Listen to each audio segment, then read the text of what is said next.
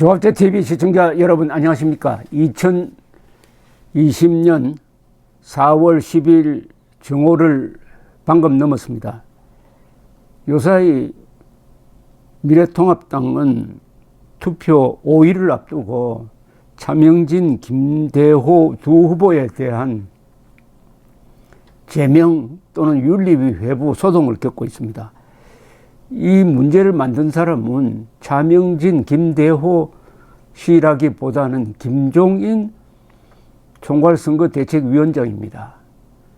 아무 문제가 없는 발언을 바깥 세상에서 더구나 좌파들이 문제를 제기한다고 해서 제명시키라고 당에 주문을 해서 이런 문제가 발생을 했는데, 오늘 통합당 중앙윤리위는 김대호 후보에 대해서는 제명을 확정을 했습니다. 그러니까 관악갑 의석 하나가 날아가 버렸습니다.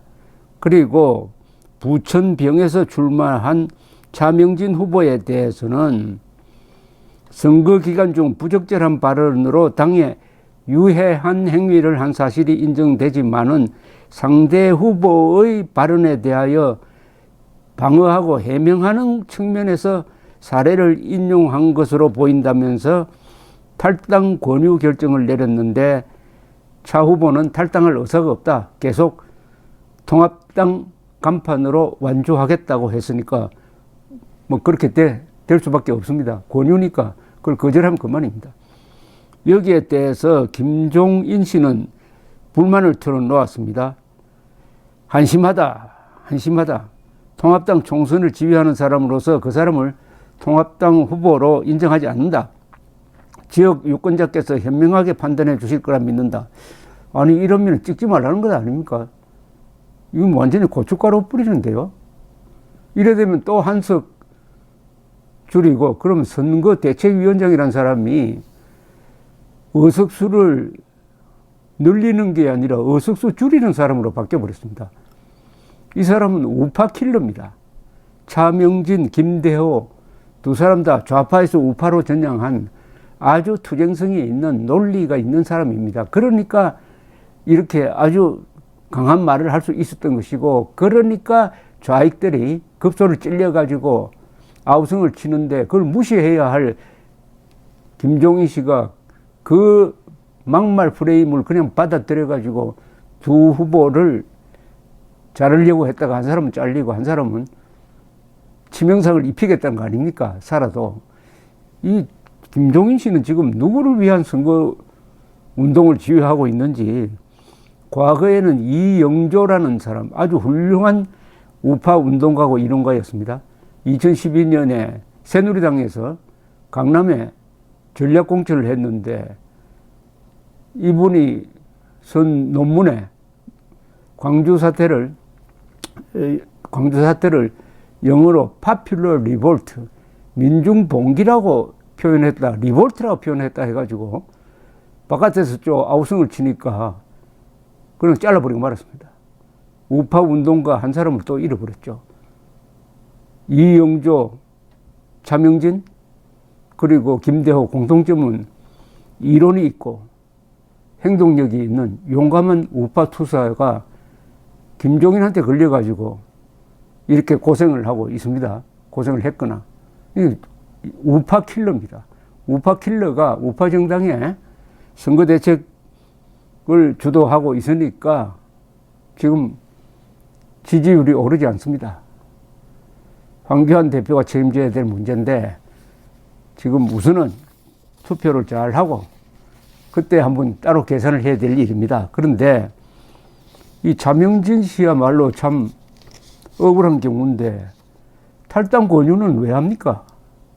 사실은 차명진은 억울하다는 거 아닙니까? 윤리위 이야기는 자기가 말을 만들어서 한 게 아니고, OBS 경기 부천시 병 후보자 초청 토론회에서 상대방이 아주 날카롭게 들어오니까 거기에 방어하는 차원에서 할 수 없이 세월로 이야기를 끄집어낸 겁니다. 여기 대화록이 있는데 제가 한번 읽어드리겠습니다. 4월 8일 OBS 경기 부천시 병구 후보자 초청 토론회, 김상희 더불어민주당 후보가 먼저 말을 꺼냅니다. 아주 공격적으로 나옵니다. 가장 먼저 막말하는 정치인들을 사실을 배제하는 그런 공천을 했습니다. 그런데 우리 차 후보께서는 대한민국에서 내노라 하는 막말 정치인인 걸 잘 알고 계시리라고 생각합니다. 이렇게 도전적으로 나옵니다.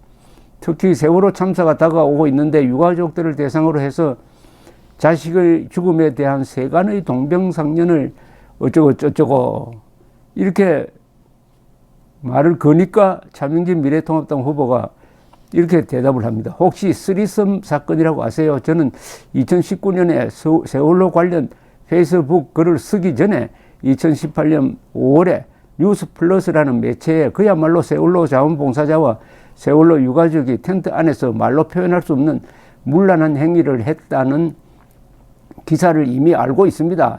그리고 그 외에도 여러 가지 그야말로 세월호 텐트를 성역시해서 국민의 동병상련으로 국민성금 다 모아서 만든 그곳에서 잊지 못할 일이 있었던 것 알고 있었습니다. 그럼에도 불구하고 자숙하기는커녕 박근혜 대통령, 황교안 대표를 마치 세월호 주범인 것처럼 몰아치는 사람들, 그리고 그것을 이용해서 권력을 장악한 자들에게 저는 따끔하게 일침을 가한 겁니다. 제가 표현이 특별히 거칠어서 혹시 당사자가 아닌 진짜 세월호 유가족 마음의 상처를 드렸으면 이 자리를 빌려서 정말 죄송합니다. 하지만 세월호를, 그것을 슬픔의 권력이라고 합니다. 세월호를 이용해서 그야말로 대통령을 억지 누명을 씌워서 쫓아내고 그것을 이용해서 권력을 획득한 자들, 그리고 지금까지 그것을 우려먹는 자들, 세월호 국민의 동병상련을 이용해서 세월호 성역 텐트에서 잊지 못할 일을 벌린 자들, 그분들을 향해서 저는 그런 이야기를 한 겁니다. 저분들은 이상해요. 제대로 이야기한 것을 자꾸 막말이라고 그래요. 그런 식으로 하면은 당신들 말이야, 대통령한테 무슨 입에 담지 못할 귀태라고 이야기하고 대통령 누드와 그린 사람들, 당신들 자체에서 처벌했어요.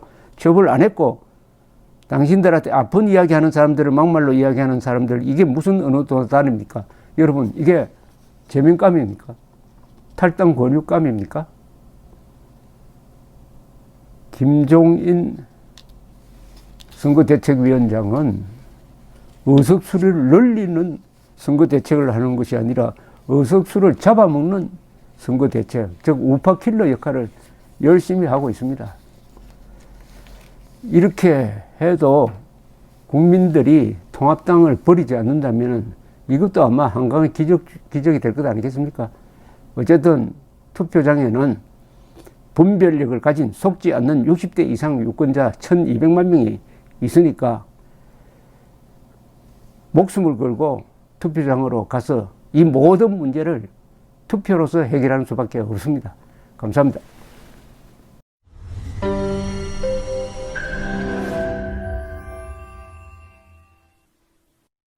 조갑제 TV 시청자 여러분 안녕하십니까? 2020년 새해를 맞아서 조갑제 TV가 새로운 시도를 하겠습니다.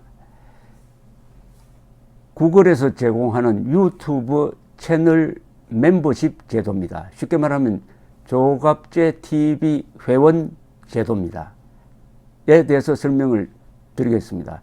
벌써 조갑제 TV 구독자가 35만 명을 넘어섰습니다. 아이슬란드 인구와 같게 되었으니까 앞으로 이 커뮤니티를 활성화하고 상방향 소통을 강화하기 위한 제도입니다. 구독 버튼 옆에 있는 가입 버튼을 눌러주시기 바랍니다. 이 채널 멤버십 제도는 유료입니다. 유료인데 등급을 세 등급으로 나누어서 특혜를 드리는데 구별이 있습니다. 조갑제 TV 첫째 친구, 월 12,000원 내시는 분들을 친구라고 부르기로 했습니다. 이분들에게는 회원 전용 동영상을 제공을 합니다. 별명을 조갑제가 답한다라고 했습니다. 논란이 되는 사실 등에 대해서 저에게 질문을 해주시면은 제가 성실하게 답을 하는 동영상입니다. 그 다음 등급이 동지입니다. 동지는 월 3만 원 내시는 분입니다. 동영상을 선공개하는 혜택을 추가하기로 했습니다.